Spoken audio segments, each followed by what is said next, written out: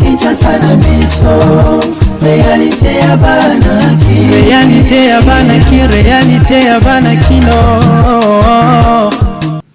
3 jours ya deuil national ezali décrété na président de la République congolaise Félix Antoine Tshisekedi Tshilombo suite ya liwa ya homologue na ye tanzanien oyo akufaki mikolo eleki. Deuil national ekosalema le 23 ti le 25 mars na République démocratique du Congo mobimba. Dossier mosusu boyeba que association d'accès à la justice ba dénoncé fuite ya général John Numbi sima ya ba révélation oyo esalemaki sur liwa ya Floribert Chebeya.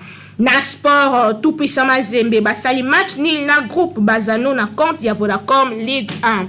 Ba détail ya ba élément onyon soto kopesa bino na nzela ya édition na biso mokona lelo KNB News toujours likolo number 1 mon côté na terrain. Merci la fidélité et confiance pour passer dans le magazine KNB ou Informa Kabino toujours d'une manière très professionnelle. Édition de bandit tikato fongo yango kuna na Nord Kivu na Beni wapi 9 personnes bakufa ki na butu ya vendredi 19 mars suite ya affrontement au salamaki entre armée congolaise na ba groupe moko ezalaki non identifié. Nathan Siata apesi ba commentaire. 9 personnes bakufi na baltercation moko opposaki ba élément ya forces armées ya République démocratique du Congo na ba jeune armée non identifié na Lumé na secteur ya Rwenzori na territoire ya Beni na Nord Kivu mokolo ya vendredi 19 mars 2021 na Butu. D'après administrateur ya territoire ya Beni, 7 civils bakufi lors ya affrontement oyo. Commandant ya armée ya région azali ko rapporter peke 2 soldats bango pe bakufi kaka na même likambo oyo esika wapi bilan oyo eko koma na 9 personnes au total. Après la tentation ba élément ya FRDC ba yaki kozwa commune ya Lumé après 3 mois d'absence ya ba autorité politico-administrative oyo ba kitaki région suite ya ba menace ya ba jeune armée oyo inconnu. Entre-temps, commandant ya secteur opérationnel ya armée na Grand Nord pe na Nord Kivu alasaki opération moko pona ko restaurer autorité ya l'état congolais na Lumé. Cité ezalaki na maboko ya ba bandits armés oyo azalaki ko s'apprendre na ba élément ya ba FRDC pe na ba autorité oyo bazalaki ko luka ko combattre ba ennemi. Ezalaki na même région de tozwaki ba ka ya justice populaire contre ba militaire na biso. Tolasaki appel na ba bandits oyo pona ba se rendre mais ba luka ki ba attaquer armée na ko beta masasi à partir ya Bulongo. Na bongo tozalaki obligé à ko attaquer bango pona ko restaurer autorité de l'état sur place. Ba perte en vies humaines ezali enregistré. Lisusu 2 militaires bakufaki pe 3 misusu bazali blessés na kati na bango moko azali commandant ya régiment ndenge général Peter Sirimwami commandant ya armée na partie nord a expliqué ki 5 armes ya bassaillants oyo ezalaki récupéré na armée ndenge pe azali ko affirmer ki ba répondre totalement contrôle ya commune oyo. Kasi basusu mususu na région ezali ko avancer bilan ya 10 morts suite ya baccrochage oyo et non 9. Kinshasa et l'équipe partout. Nalobaki Ngone Bandeli, président de la République Félix Antoine Tshisekedi Tshilombo a décrété 3 jours ya deuil national pour na liwa ya président tanzanien oyo akufaki mikolo eleki. Beni Mambi apesa biso ba détail. Na message moko officiel oyo elekaki na télévision nationale RTNC, chef d'État congolais Félix Antoine Tshisekedi a rendu hommage na ancien président ya Tanzanie John Magufuli pe alobaki. Président Magufuli atiki na mémoire ya peuple africain souvenir oyo ekobunga te. Ya leader moko déterminé pour na ko promouvoir économie na sociale ya pays na ye pe na engagement na ye pour na rayonnement ya peuple africain. Na solidarité na bandeko na biso ya Tanzanie a décrété 3 jours ya deuil national au Kobanda mardi 23 ti jeudi 25 mars na mémoire ya excellence Dr John Pombe Joseph Magufuli pe abakisaki que na période oyo ya deuil national ba drapeau ekozala ya kokita na etondi ya territoire national mobimba. Boyeba que message ya président Félix Tshisekedi ye kobakisa mana oyo ya président ya Rwanda na ya Kenya oyo ba décrété pe journée ya deuil national na mémoire ya chef d'État ya Tanzanie. Président de la République Félix Antoine Tshisekedi Tshilombo s'adressaki mokolo ya lobi na nation suite ya liwa ya homologue na ye Tanzania ezlekaki en direct ya télévision nationale bolanda extrait auto choisir pour Nabino. Mes chers compatriotes, comme vous l'avez appris, mon homologue et frère, son Excellence Dr John Pombe Joseph Magufuli, président de la République unie de Tanzanie, est décédé ce mercredi 17 mars 2021. Chers compatriotes, ndenge boyokaki président John Magufuli, président ya République ya Tanzanie akufaki depuis mercredi 17 mars oyo eleki, pe liwa na ye ezali perte monene pona Afrique mobimba. Azalaki fervent panafricaniste, défenseur ya indépendance culturelle pe économique ya Afrique. John Magufuli atiki na mémoire ya peuple africain souvenir oyo ekolongwaka te ya leader moko déterminé pona kotombola économie pe sociale ya mboka na ye na kozala engagé pour na rayonnement ya peuple africain. République démocratique du Congo na République ya Tanzanie bazali lié na communauté moko destin oyo ezali na rapport te na 459 km ya ba frontière oyo tozali nango en commun.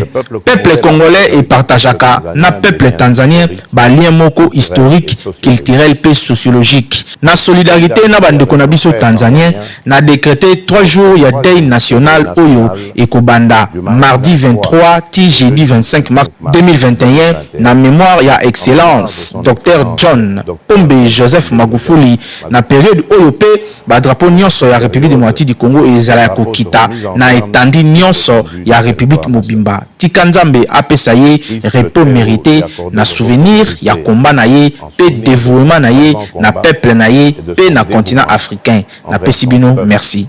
Et le continent. Je vous remercie. Simanaye ko décrété deuil national il y a 3 jours suite ya liwa ya homologue na tanzanien population congolaise bazanga ki malobati bolanda bango na micro ya Hervé Zaka.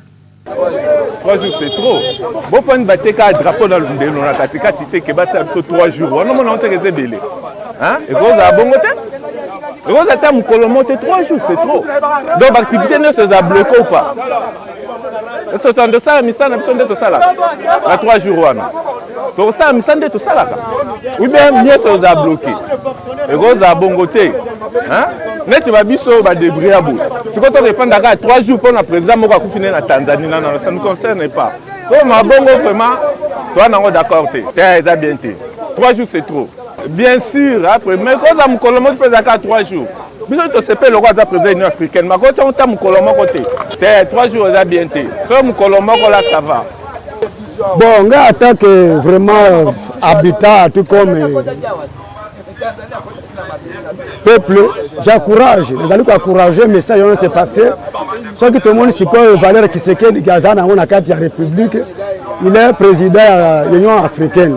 Bon, comme président Tanzanie à Koufi, ce n'est que normal, il peut décréter tout comme ce qu'il veut. Et quand vous avez 3 jours, tout comme 2 jours, c'est passé, on a contribué dans l'IOA de Konaï en tant que son homologue, mais tout comme Azali Moutonakati Amboka, Mouta Valère, c'est un président de la Tanzanie, il est mort. Donc on lui rend vraiment ses condoléances, c'est toujours important. Quitte à lui en tant que président de l'Union africaine, il peut décréter 3 jours au niveau RDC parce qu'il n'y a comment toujours Valère de Konaï à Koufi. C'est quelque part le mal en est que il faut aller dans la carte RDC. Nous sommes vraiment dans une condition un peu très mauvaise.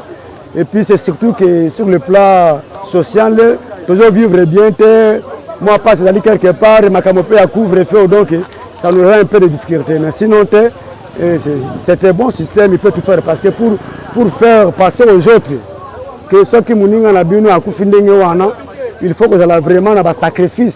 Le fils qu'un jour, il y a des, parce que pour tout le monde, Afrique, quand même, ils ont un message on est à fausser parce qu'il n'y a pas de rapport. On est des pays amis. Il faut décréter des nationales dans le territoire national. Parce que les pays limitrophes, sont 9 pays qui ont envié Bissou. Zambie est au côté de la Mabélé récemment. Quel rapport? Qu'est-ce qu'il a contribué pour la RDC? Parce que Moto Batiaga national, c'est lui qui a contribué pour l'épanouissement du pays. Il y a Salinini dans la RDC. Qu'est-ce qu'il a donné aux Congolais? Il y a tristesse, oui, mais tu veux décréter des nationalités. Le Congo est un éminent honorable. Qu'est-ce que notre président a préconisé pour ça? Ce sont les hommes qu'on peut concevoir des journées chômées, tel que le Congo. Parce qu'il a bâti pour la nation. A Bundi pour Nekolo, parce qu'il a sali Mibeko ya malamu, a bandé ko telemela o ya mabe.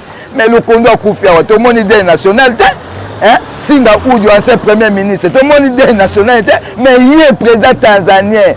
Rapport Nini Nabiso, qu'est-ce qu'il a apporté? Appelle Sabiso Nini, à propos Sabiso Nini. Na frontière Nabiso, ils ont pas soi. Bango bazo pied ba richesse. On est allé ba mascarade, ils ont ndenge na bango bazo linga Nabiso to souffrir. 3 jours de national, ils ont une importance. Mon côté, ils sont au boy yango. Ceux qui sont congolais, oui. Mais un étranger, tous en rapport n'angote. Balongo la de national, on a tous ces pays n'angote. Parce que les Congolais, les mineurs professeurs, les politiques mineurs, tout le monde est décrété des nationalités. Quand un étranger dans le Congo, ils ont un rapport, ils sont au boy yango. Premièrement, dans un sentimentaliste, parce que je suis Congolais de nature. Dans un monde en Mboka, dans un Congolais. La vérité, dans la logique d'Engezali, message au président de la République à Pesaki, na point de vue n'angaï na CP n'angote. Un président tanzanien, il n'est plus congolais. Jamais, à même la famille congolaise. Comment on peut ça deuil national na Congo pendant 3 jours et chômé. Même n'enga comme président, il y a Union africaine. Le lot où ceux qui y est à Koufi Awa, je passe par la Tanzanie deuil national comme ça. Point de vue n'angaï na monde n'ango sens n'angote, ils ont même pas na sens mon. Donc la CP n'angote. Ceux qui ont présent à l'Union africaine, ce n'est pas dit que ceux qui ont le cas de deuil, dans un pays étranger, et comme pour la tradition surtout les Congolais. Non, je ne pense pas ceux qui sont présents à l'Union africaine, il y a président de la Koufi Awa, il y a un des nationaux pour le pays, je ne pense pas. En tant que Congolais, il y a des Africains. Les Africains, tu as une solidarité. À président Koufi, tu as ça des Sengoute, ils ont Mawa. Comme que non, l'histoire peine puis histoire na épée abanda aza parmi bato babanda ko pesa idée malam pour l'Afrique, c'est-à-dire on doit partager mawana baninga na biso toza bandeko toza ba créer ba blogo ezokele la mitu net nini té vraiment.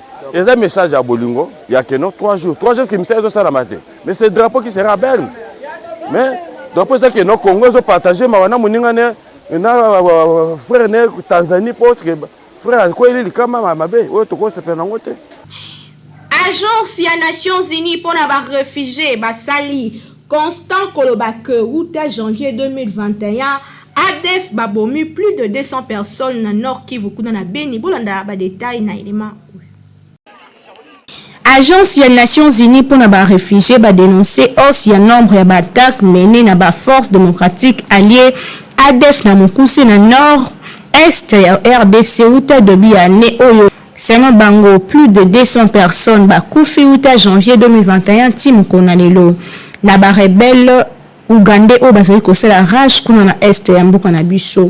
Lors ya point de presse au Salema Kilobi vendredi 19 mars na Genève, agence onusienne ba signalé que suite ya attaque à répétition environ 40 000 personnes se déplacer dans le territoire ya Beni na Nord Kivu na ba village voisin ya province ya Ituri. Ba chiffre oyo e bakisami na 465 Congolais oyo bakufaki na batak ya ADF toujours na 2020. Suite ya ba dernière attaque batu se déplacer pour na se réfugier na ville ya Oisha, Beni pe Butembo na territoire ya Beni alors que kuna pe stabilité ezali ya malonga te kokima tango nyonso na Zamba. Majorité ya ba déplacé au bazali mingi basi na bana o bazaka toujours ba victime na camp ya ba guerre. Ba mibali ba préféraka kotika la sur place pour na ko batela ba bien na bango même ceux qui ezali pe komitia en risque pour ezalaka tango nyonso kokima. Ba déplacé wana o bazali ebele bazali na poste ya protection aide pe ba abri nourriture pe biloko ya kolata po bazali sans ressources. Situation ya Est ya RDC ezokoma de plus en plus tendue tokosenga na bakonzi ya mboka baluka ba moyen pona ko éradiquer problème ya sécurité oyo po mikolo nyonso bato bazokufa pe biso awa tolobelaka ngo chaque jour soki solution ezomi na problème ya Est ekozala kitoko mingi pona RDC. Kinshasa eleki partout. Nalobaki angone bandeli association d'accès à la justice ACAJ na Mukuse ba dénoncer fuite ya général John Ndumbi sima ya ba révélation o ebimaki na liwa ya activiste de droits de l'homme Floribert Chebeya. Ba détail na Nathan Siata. Mokolo ya lelo samedi 20 mars 2021, coordonnateur de l'association congolaise pour l'accès à la justice ACAJ, M. Georges Kapiamba a révélé que général John Ndumbi a quitté Mboka, République démocratique du Congo, et a se réfugié actuellement à Zimbabwe depuis 2 semaines. D'après lui, ex-inspecteur général de la police congolaise, dans la période de 2017 et 2010, a kimi après avoir koyoka ki bâti déjà en place dans la justice militaire mission moko pona ko kangaye. Alobi boy, toyebi tout simplement ki akitaki déjà mboka na biso après avoir koyoka ki mission moko ezali préparé pona ko kende ko kangaye pe ko exécuter mandat ya justice militaire. Na yango akimaki na kati ya jeep pick-up moko na ba valise pe quelques personnes. Aleka ki nanzela ya Zambie pe après aye ko rejoindre Zimbabwe et sika azali actuellement localisé. Ba partenaire na biso ya Zimbabwe ba confirmer yango pe tozali ko travailler ensemble. Na yango M. Georges Kapiamba a sengi na gouvernement congolais pe communauté internationale basa la pression sur ba dirigeants à Zimbabwe pour na ko rapatrier John Ndumbi na Kinshasa. Toye pour na ko senga à la fois na gouvernement congolais extradition na lisusu ensemble ya communauté internationale nyonso pona ko presser Zimbabwe pona ba retourner na République démocratique du Congo po aya ko répondre na ba fait oyo azali poursuivi na auditorat militaire ndenge M. Georges Kapiamba alobaki. Na même occasion azali ko inviter prochain gouvernement ya ko sécuriser la frontière ya République démocratique du Congo pona ko éviter ba légèreté ya modèle oyo. Pona rappel général John Ndumbi azali cité na affaire oyo ezali relative na double meurtre ya activiste des droits de l'homme Floribert Chebeya na compagnon na ye Fidel Bazana oyo bakufaka na mois de juin na 2010. Affaire oyo zongi lisusu na minoko ya batu na nzela ya ba dernier témoignage oyo ezalaki révélé na mois de février leki na nzela ya RFI na 2 policiers oyo ba affirmaki ke ba participaki na double meurtre oyo. Na ba témoignage oyo ya 2 policiers Ergile Ilunga pe Alain Kayeye, général John Ndumbi azali pointé des doigts pe azali responsable ya ba assassinat oyo. Na yango epusaki ba organisation ya société civile notamment Voix des sans voix ba senga arrestation immédiate ya John Ndumbi pe révertir ya dossier oyo na niveau ya justice congolaise. Kinshasa et l'équipe partout.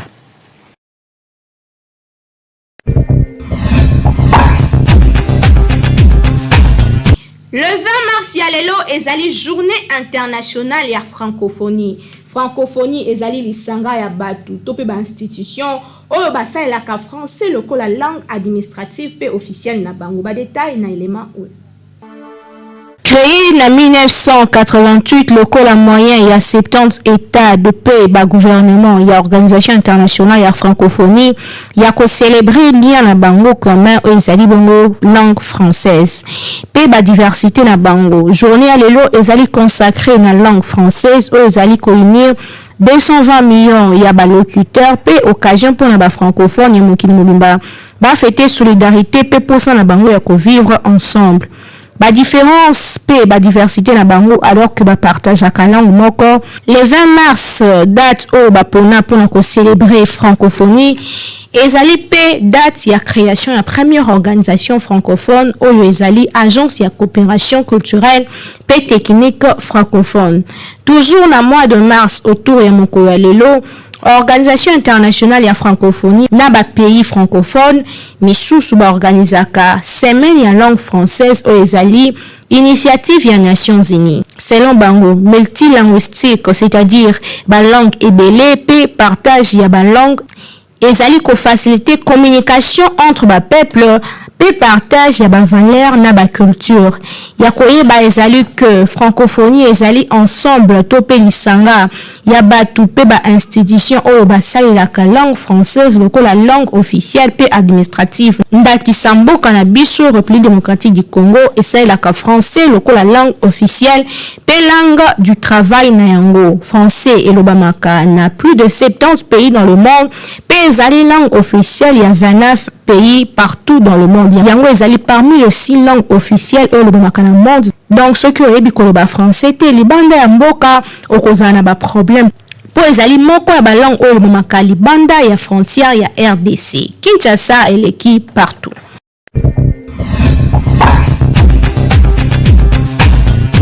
KNB News, première chaîne d'actualité en continu Kasina Lingala.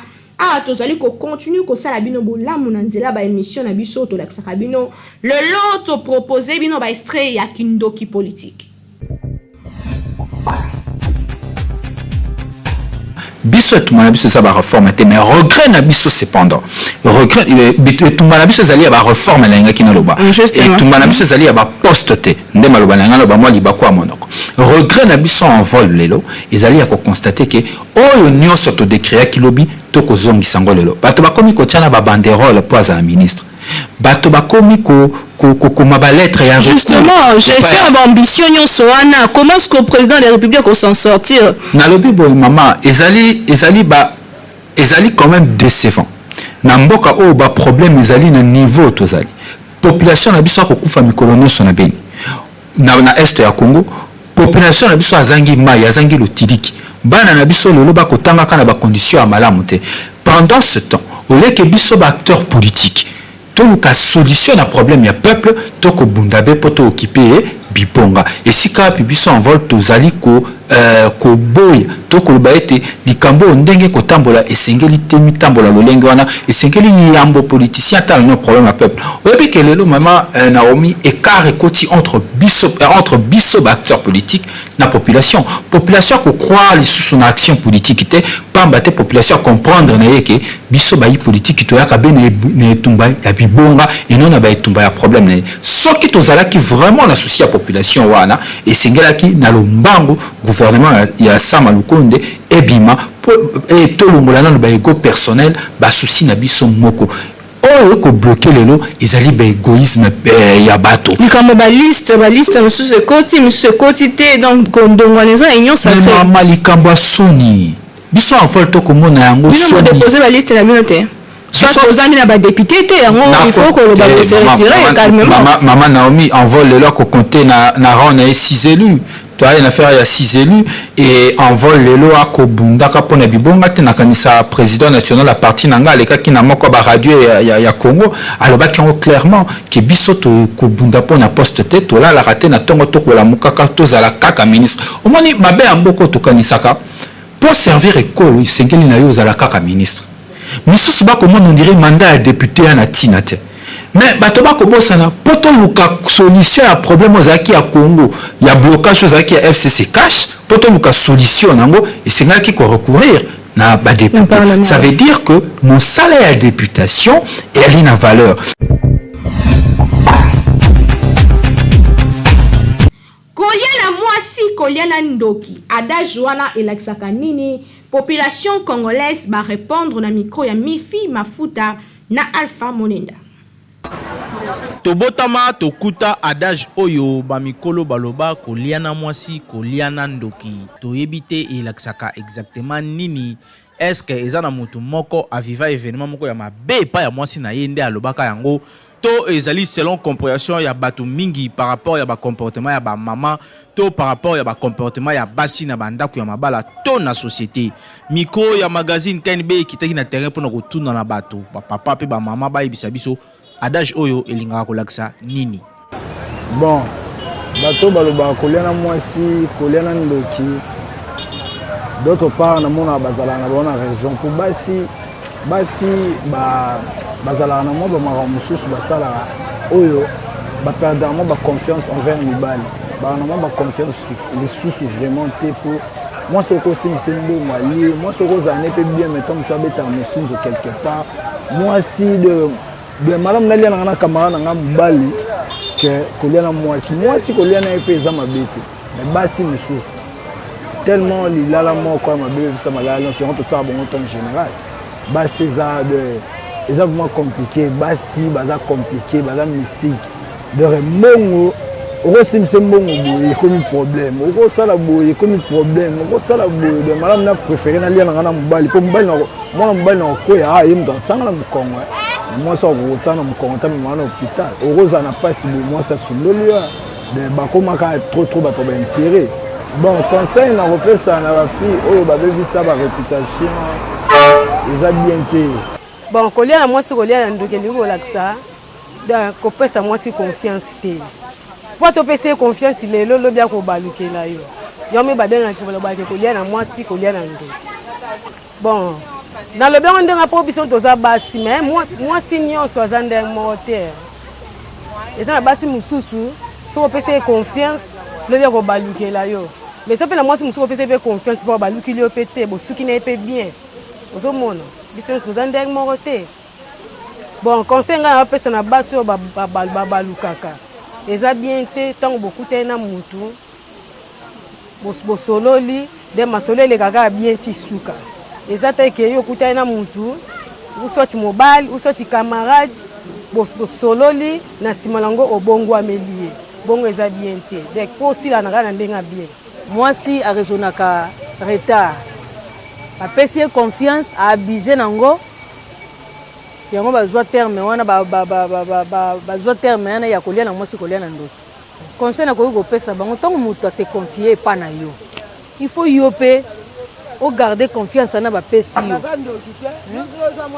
yo bapesi yo confiance oabuse lobi baopesa yo su confiance wana te ndenge il faut kozala honnête ntango moto ase confie epa na yo ils ont basi mingi baosa babuzoba mwasi mususu bakopesa confiance mais nakana nakana confiance na abusé mwasi mususu azaba makambo ebele na kati sika libala na mobile apesa confiance mais ye azaka confiance na ke pesa pa mutu mususu ya no moni baolo bakekolia mwasi za na ndeki basi babisa réputation basi mususu bon babi ndeti bo babi ke lisapi moko e finisa suke katani za msebino zezoki eza basi nyonso te mais basi oyo bazofinisa oyo bazosala bacomportement bongo bachanger parce que monde alelo tovivre kaka na monde moko achangement so quand bacomportement wana ozanga mpe bele c'est ça tokanisaka ndenge balobaka kolia na mwasi kolia na ndoki ezali na poignée ya basi nde babebisa réputation wana me tokanisi ke basi nyonso te bazali bongo ezali na basi pe oyo batongaka mboka ezali na basi pe oyo soki ofandi na ye osali makambo mpe ekei liboso kasi tokanisa ke adage oyo ezali na kelke bato oyo baviva likambo ya mabe nde baloba juste mpona koprevenir na mobali ke mwasi azali imprévisible donc ntango ozali kofanda na ye zala mayele me kasi tokoloba te ke basi nyonso bazali mabe ya malamu bazali ya mabe bazali Kinshasa eleki partout.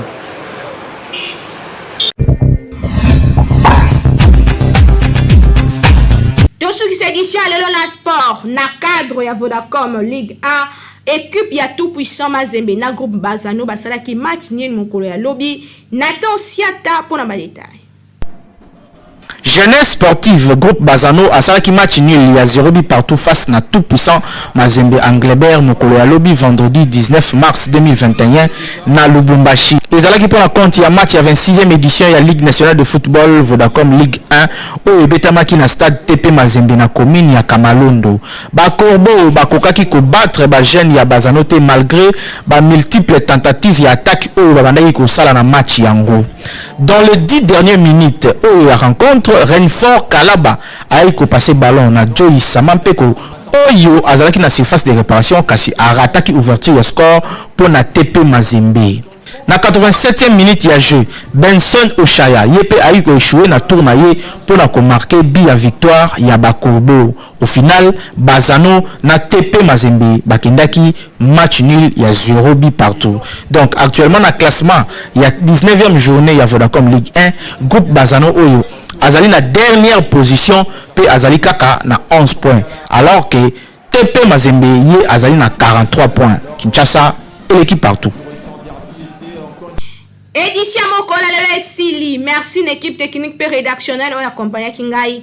Na sima caméra tozalaki bongo na Hervé Zaka, régie esimamaki na Timothée Kayembe, réalisation esimamaki na Nathan Siata, toujours na coordination ya grand lieu ya communication Jimmy Mukendi. Ngana bino tokutani mikolo ezali koya na souci moko ya ko servir bino toujours d'une manière très très professionnelle ndenge tosalaka awa.